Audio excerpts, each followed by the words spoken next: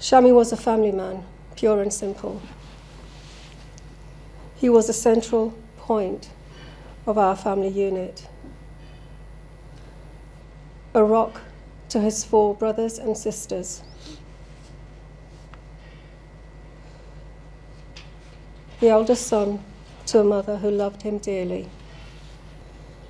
Born and raised in Nottingham, he attended local schools and was a big cricket, football and snooker fan.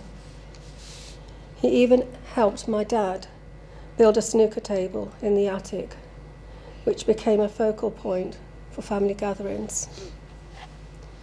He managed the family taxi business, always had high aspirations and everything to live for.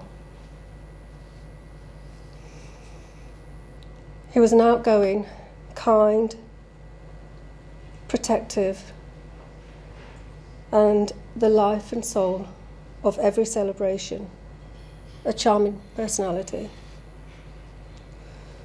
Already a father of a little 5-year-old boy, he couldn't wait for the arrival of his baby daughter. But on Tuesday, 22nd November 1994, someone decided to kill him in the most horrendous way imaginable. When they killed Shami that day, they killed every chance of us being a happy family again. They stole our Shami from us. He was murdered a week after he celebrated his 26th birthday. He was murdered 5 months before the birth of his daughter. He never got to meet his daughter. She never got to know him. He never saw the beautiful grandchildren she has now brought into this world, nor will he meet his son's children. Had Shami lived, he would have been the proud grandfather of 6 grandchildren.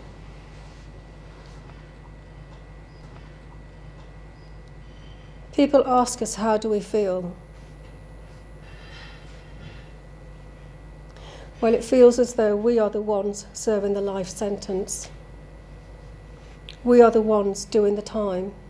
We are the ones living with the pain and loss.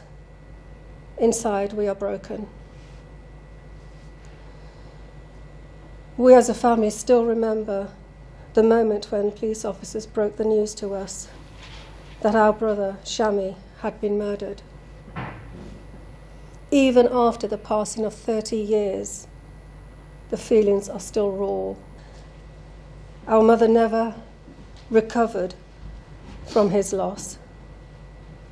She never got to find out who or why Shami was killed, and sadly she never will. She died at the age of 85. Even up to the last weeks of her life, she would say, "I'm not going to find out who killed my Shami, am I?" Murder has far-reaching ramifications. Our youngest son was robbed of a life he could have had the day Shami died. He was 17 years old when Shami was killed. Traumatized by the crime, he was afraid to go out and spent the rest of his life a recluse. Suffering a lifetime of trauma and mental illness, he just gave up because his brother, whom he idolized, was suddenly taken in such brutal circumstances. Silence is not an option. It never was and will never be. Someone out there knows who murdered our brother or why he was killed. We are reaching out to those who know what happened, the people involved, to search deep into their moral sense of right and wrong and help bring closure to our lives. Over the past years, People have told us to move on and get on with our own lives.